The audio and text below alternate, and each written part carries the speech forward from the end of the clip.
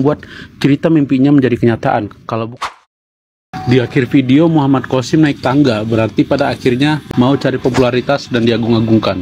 Ya, nggak gitu bang maksudnya. Jadi gini, video itu menunjukkan bahwa realnya Muhammad Qasim di lapangan ya. Kan banyak orang menuduh bahwa beliau itu mencari popularitas. Di dalam video tersebut, itu bukan direkayasa bahwa Muhammad Qasim berada lebih rendah di bawah temannya yang di sebelahnya itu. Itu menunjukkan bahwa Muhammad Qasim itu bukan orang yang mencari popularitas. Maksudnya begini, jika orang mau mencari popularitas, tentu dia akan protes ketika ada orang yang terasa lebih tinggi daripada dirinya. Nah, itu terjadi pada orang-orang yang memang mencari popularitas. Akan tetapi Muhammad Qasim tidak. Tapi ini bagian dari orang-orang yang bisa memahami saja ya. Kalau dia memang sudah memiliki rasa kebencian, ya sudah, tidak ada perkara yang bisa membenarkan apa yang barusan saya sampaikan. Dan yang terlebihnya, yang terpenting adalah mimpi Muhammad Qasim ini kita harus benar-benar perhatikan. Kita ini udah di akhir zaman.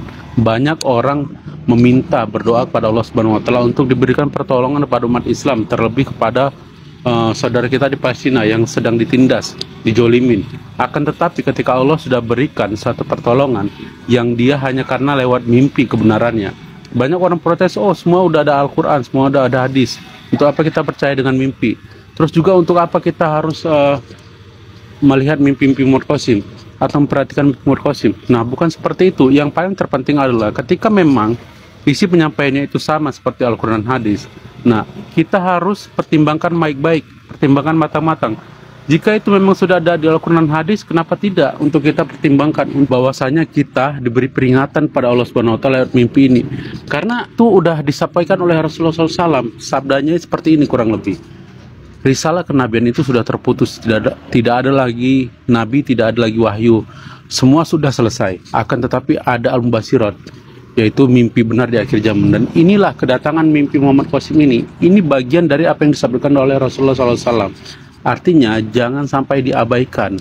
Jika memang kalian telah yakin bahwa ini sudah disampaikan oleh Al-Quran dan hadis, dan hadirnya mimpi Muhammad Qasim sebagai peringatan, terimalah itu, karena itu adalah suatu hal yang baik.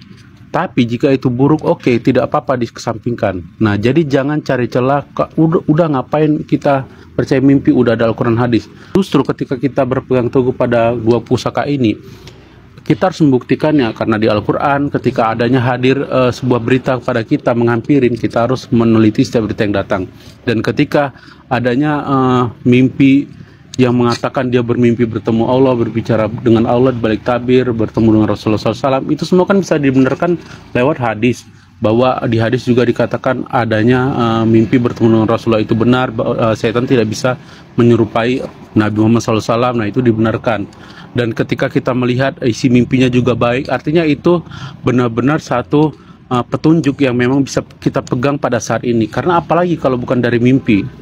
Jadi al-mubasyirat itu adalah satu keringanan dari Allah Subhanahu wa taala untuk umat akhir zaman dan sebagai sarana umat pada saat ini ya, umat akhir zaman ini, sarana mereka bisa berkomunikasi dengan Allah Subhanahu wa taala. Akan tetapi jangan kita menduga-duga atau membatasi kehendak Allah Subhanahu wa taala dengan mengatakan bahwasanya tidak mungkin Allah berbicara kepada seorang hamba. Itu mungkin saja, mudah bagi Allah, apa yang tidak bisa bagi Allah untuk membuat apa yang dia inginkan, apa yang Allah kehendaki. Jadi jangan sampai kita membatasi kehendak Allah Subhanahu wa taala. Oke? Dan banyak hal lagi lah terkait mimpi Muhammad Qasim ini. Sudah banyak mimpinya itu menjadi kenyataan. Untuk apa kita menanti-nanti wait and see terhadap mimpi Muhammad Qasim ini, sementara beberapa mimpinya sudah menjadi kenyataan. Tentang Imran Khan menjadi kenyataan, tentang perang saat sekarang ini di Palestina itu sudah menjadi kenyataan. Kita bisa lihat perang di Palestina menyebar sekarang ke negara tetangga, sudah ke Lebanon, ke Iran. Apalagi yang kita tunggu? Syria juga ikutan. Di dalam mimpi Muhammad Qasim itu juga sudah dikabarkan dan kita sudah membuat videonya. Kenapa kalian tidak menontonnya? Tidak simak baik-baik. Artinya jika mimpi ini yang kalian tuduhkan ini sebuah karangan dari Muhammad Qasim, bagaimana ia bisa mengingat semua mimpinya, atau bagaimana ia bisa membuat cerita mimpinya menjadi kenyataan kalau bukan mimpi ini tidak datang dari Allah Subhanahu wa taala. Nah, karena mimpi ini datang dari Allah Subhanahu wa taala, itulah sebabnya mimpinya bisa menjadi kenyataan sebagaimana yang Muhammad Qasim diperlihatkan dalam mimpinya. Jadi ada banyak hadis yang mengatakan tentang mimpi di akhir zaman, dan carilah referensi tentang mimpi-mimpi di akhir zaman kebenarannya. Cukup itu dari saya. Jazakumullahu khairan. Wassalamualaikum warahmatullahi wabarakatuh.